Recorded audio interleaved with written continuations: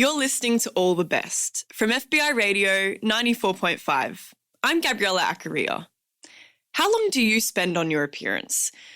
We create our appearance on how we feel inside in the hopes that we're perceived in a certain way. And sometimes we're not always in control of the way we're interpreted. This week is all about hair and also about the way we present ourselves and how it can tell a whole story before we even say a word. But before we get into this week's stories, I want to acknowledge that I'm recording from stolen and Gadigal land, and I pay my respects to Gadigal elders past and present. I also recognise that the area where FBI Radio is situated, Redfern, has long been a place of storytelling, strength, resistance and resilience for First Nations communities. Here in the production studio, I have our production manager, Kwame Slusher. Hello, Kwame. Hello. How are you? Good. I wanted to ask what your specific experience was with hair and the cultural meaning of hair broadly. Since moving to Australia, something that was really easy, finding a barber who can give me a fade, give me a really cool haircut, has been actually really, really challenging. Every time I find a barber or a hairdresser who I think can do a good job, one, I feel like they're charging me too much, and then they shut down or they move or they change, and then I go through that very difficult process of finding someone who knows how to cut my texture of hair. Absolutely. I find that anything outside of the Eurocentric standard of straight hair is not regarded in the hairdressing space. Like, my experience to a similar vein is hairdressers just don't know how to cut curly hair, anything textured, and I found that a response to that in my community is women will just resort to the straight hair. They'll use the straightening iron in a way of just succumbing to those standards and making it easy for themselves. But I think it's heartbreaking because we don't embrace our natural cultured hair because of those standards. So true. I actually grew up thinking that all women's hair was straight. Even the Afrocentric people around me. And I think it's because of that hair straightening phenomenon. Yeah. Where I never saw anyone for a long time without straight hair. And then so those few people I did see who had like dreadlocks or shorter hair, or they just had their kinky hair in all its sort of glory. Mm-hmm. It almost seemed like they were making a political statement because Absolutely. It was so unusual. And I've gotten that before where people say, oh, I love your hair. I wish I could wear my hair that way in the curls. And I'm like, you can. And we should be going about that sort of rejection. And I've started telling myself that I'm never going to succumb to those standards, no matter what I do. Amazing. So what story do we have up next? So I think we can take from this conversation that it's so telling how hair holds weight and symbolises things, whether it's culturally, socially or politically. It's a signal that's sent off to everyone around us that contributes to our broader perception. And sometimes it can affirm your identity and match the way you feel inside. It all started the way everything in my life seems to these days, scrolling aimlessly on my phone. After checking every other social media platform, I was reduced to going onto my old friend Facebook to see what was going on. And I ended up on The Shed, which, for those not in the know, that is a invite-only group for Australian transmasculine people. The questions that community members tend to post on The Shed do get a little samey after the first few years. They tend to be along the lines of, can anyone recommend a trans-friendly pharmacy or gym or gestalt therapist? To, does Medicare or private health companies cover the full cost of chest surgery? The answer to that remains sadly no. But on this day, there was something a little different posted in The Shed. The ad read, "Are you worried about hair loss? We are currently recruiting trans and gender diverse people who have been on full dose testosterone for more than 6 months and have noticed hair loss to participate in a clinical trial. Participants will be provided with a free course of oral minoxidil or placebo. Study visits will be in East Melbourne." Now, one of the benefits of my previous estrogen-fueled life was not having to worry if I was going to inherit my granddad's male pattern baldness. But since I'd been taking tea for a few years, hair loss was very much on the agenda. While You may be able to tell I'm not especially attentive to my personal grooming. Even I had noticed that the plug hole in the shower had begun to clog up every time I shampooed. Now, there is, of course, nothing at all wrong with being bald. It is, after all, perhaps the most masculine look you can get, especially with coupled with a beard, for example. But I was a 90s grunge kid. My style icons had been Kurt Cobain and Edward Furlong in Terminator 2, and I was very keen to keep my hair, if at all possible. So I sent off an email expressing my interest in the clinical hair loss study and got on with my day. But within an hour, I received a reply from Dr. Hui Nguyen. Hui was very excited to have me on board. Once I passed the eligibility criteria, transmasculine, concerned about balding, and not on any hair loss medication, he sent me a huge raft of paperwork about the study, which I proceeded not to read. Hui named a time and date to meet him at a private dermatology clinic and signed off his surprisingly informal email with, "Bring a hat." In retrospect, this probably should have set off alarm bells in my mind.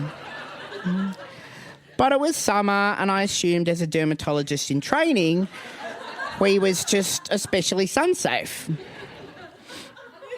On the big day of my appointment, I caught the tram from the city over to East Melbourne, which, for anyone who doesn't know it, is an odd inner-city suburb full of 19th century flats, glassy ultra-modern hospital buildings and hordes of doctors and lawyers. When I finally made it through the hordes into the dermatologist's office after a couple of navigational errors on my part, I was late and I was sweaty and increasingly sunburnt, due at least in part to not having taken Hui's advice to bring a hat. Hui met me in the lobby and quickly hustled me into a room with Eliza, a woman with a thick German accent who pressed my head into a vice and laid out her medical kit, which turned out to be a comb and two simple hair clips, which she placed deliberately as scalpels on a shiny surgery tray beside my head.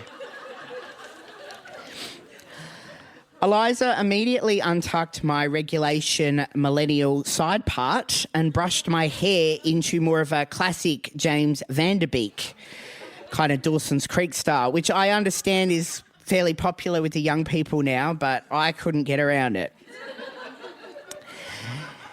"These aren't going to be your best photos," Eliza joked, as the blinding flashlight on her camera took up-close pictures of my balding head.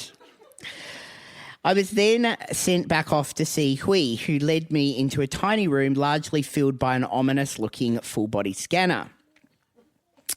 "Sorry, they've shoved me in Harry Potter's cupboard. All the other rooms are taken with the fee-paying clients," said Hui. He placed an electric razor and what looked a lot like a tattoo gun precariously on a chair next to me. "Now, I'm just going to shave a small patch in the crown of your head and then tattoo 4 dots into your skull. But don't worry, they'll fade within a year, so they're practically temporary," he said with a grin. "And how big is the shave patch going to be?" I asked, suddenly nervous.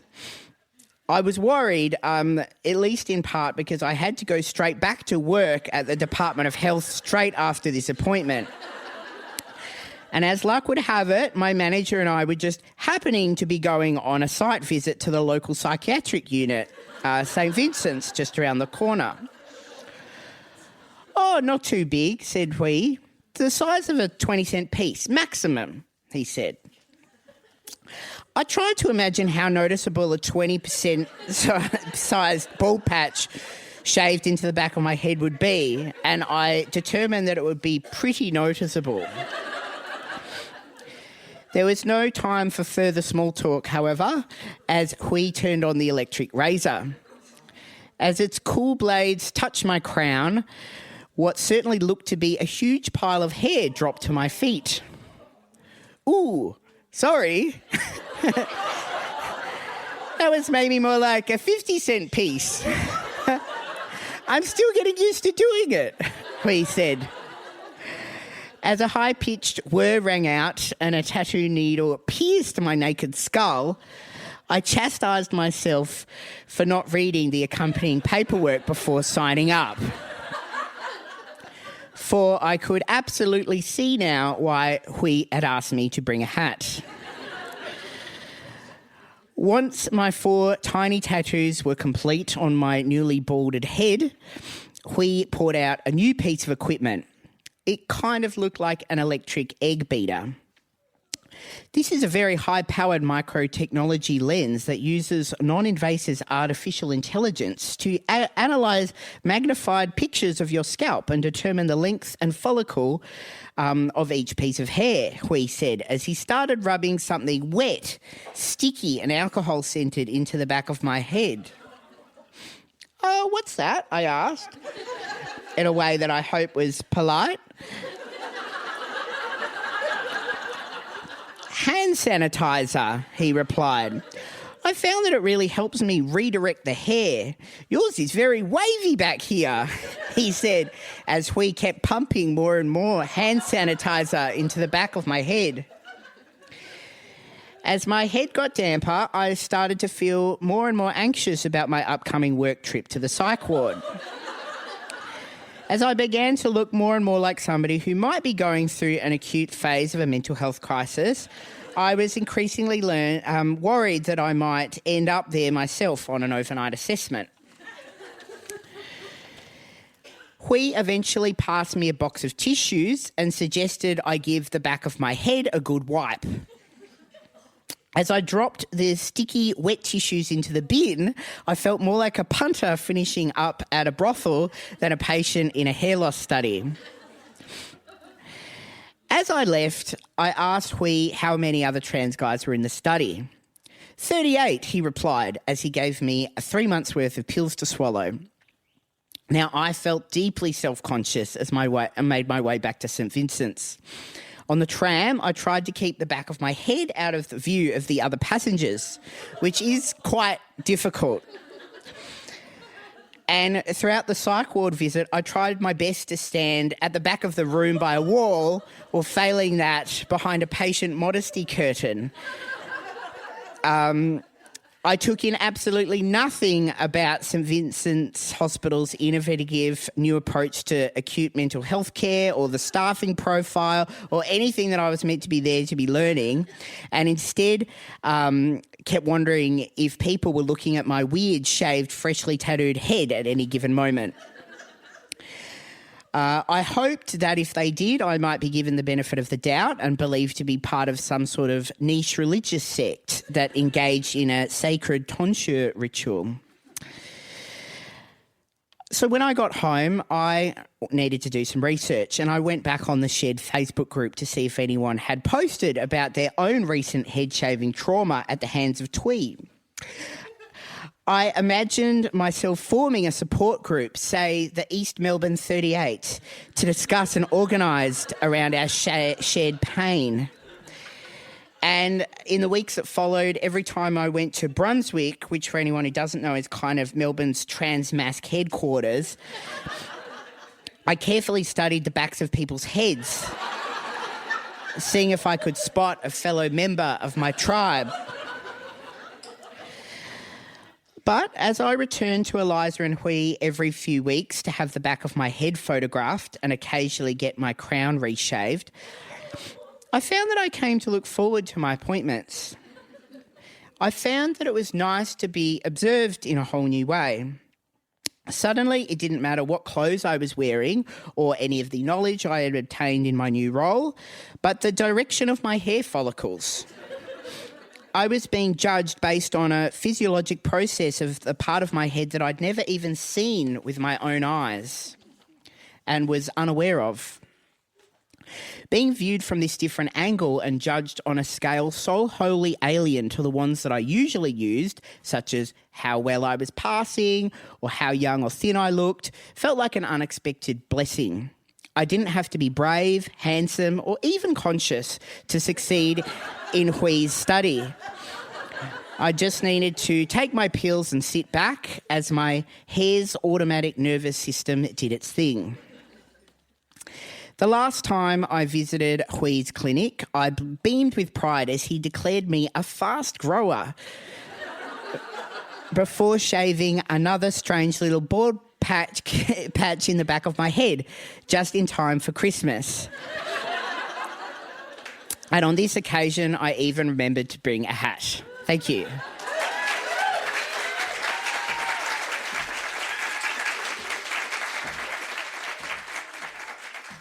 From FBI Radio, you're listening to All the Best, proudly sponsored by the Art Gallery of New South Wales. I'm Gabriella Accaria. That story by Sam Elkin was recorded and performed on Arenda Country as part of a Queer Stories event for Northern Territory Writers Festival in 2025. You can listen to more readings by heading to our show notes, and a special thanks to ACCC and Northern Territory Writers Festival. So sometimes those signals that you send out to the rest of the world can affirm you, but sometimes they get too much and you start questioning. You just want to chop it all off and say, away with patriarchal beauty standards. I think I just put so much weight on my hair specifically because I'm so unhappy with everything else, you know? And now it's just like, it doesn't mean anything. My heart's racing though.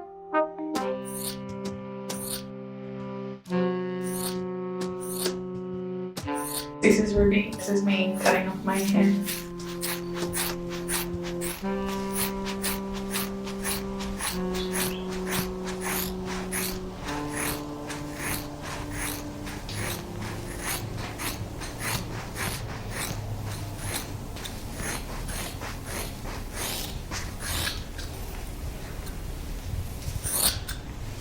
Never had hair this short before. Jesus. I mean, it's kind of like a cool mullet. It's time for it all to go though, isn't it? My heart's racing and now I can't turn back. Oh! And I'm gonna shave my head. Just hair. I cannot believe I'm doing this. Well, you couldn't be a woman with a shaved head without a reason. Because it's just one of those weird, toxic, patriarchal values that I hold that I don't care that women have short hair, but for me, it was never really on the cards.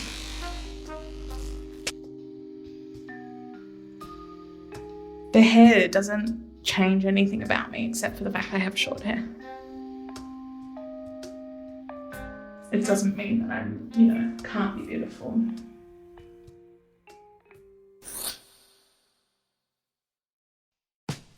From FBI Radio, you're listening to All the Best, proudly supported by the Art Gallery of New South Wales. I'm Gabriella Accaria. That story was produced by our executive producer, Mel Bakewell, and the music was by Miriam by Blue Dot Sessions. So a haircut can change how others see you, as well as yourself, but so can a name. Nicknames are a bit of a strange one. Sometimes they can feel quite annoying, and sometimes, like hair, they can affirm your identity. Content warning for this story. There are some swear words.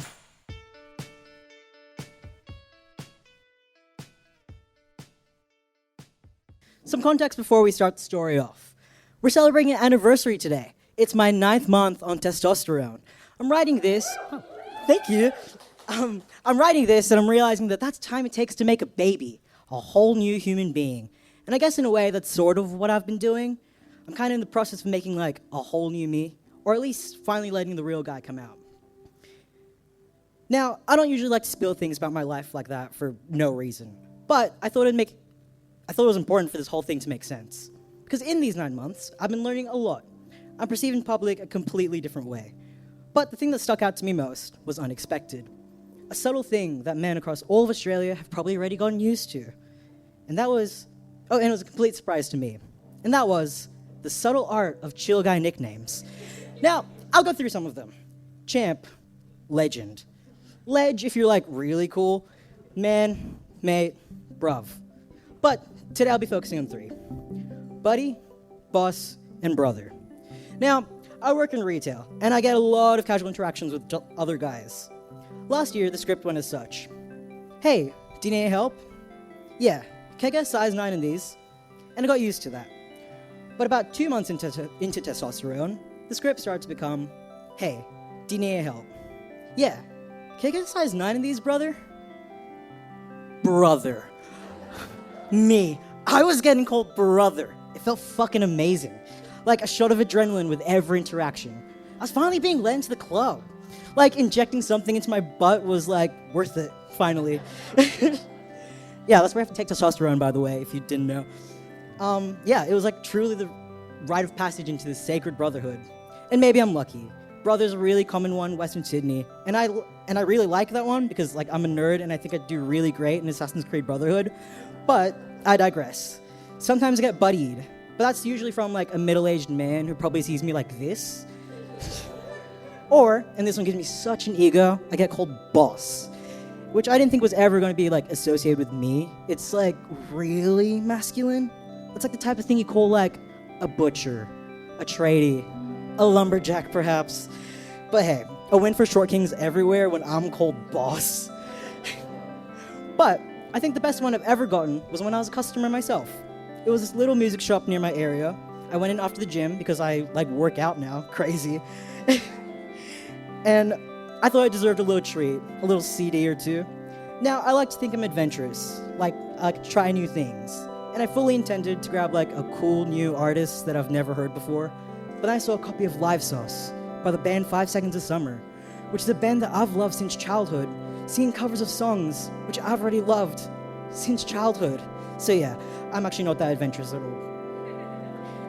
Then I hop up to the counter with 2 CDs, Live Sauce and a Pro Jam one in hopes that I'd balance out my cool points because the guy at the counter totally looked like a dad rock guy.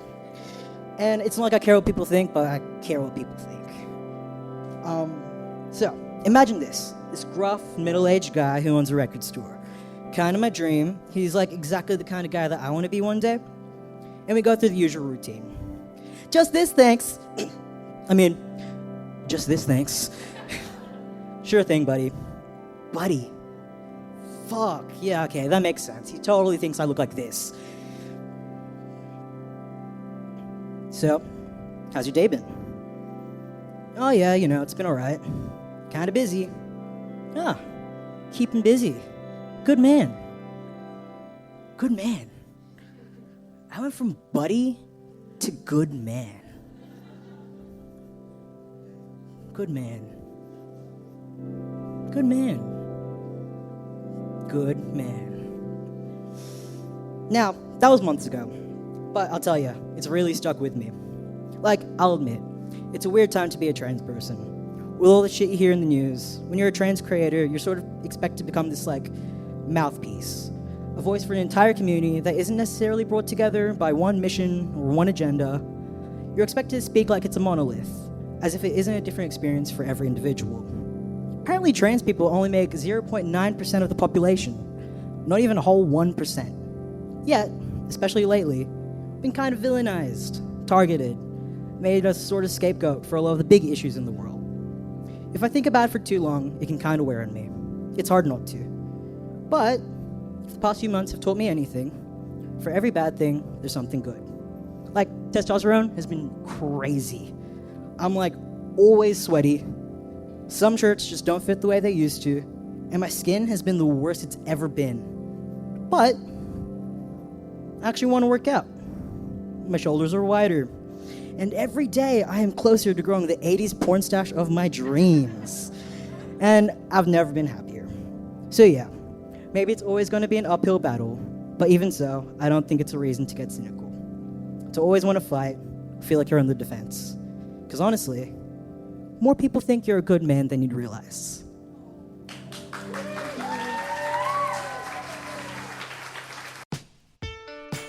From FBI Radio, you're listening to All the Best, and I'm Gabriella Accaria.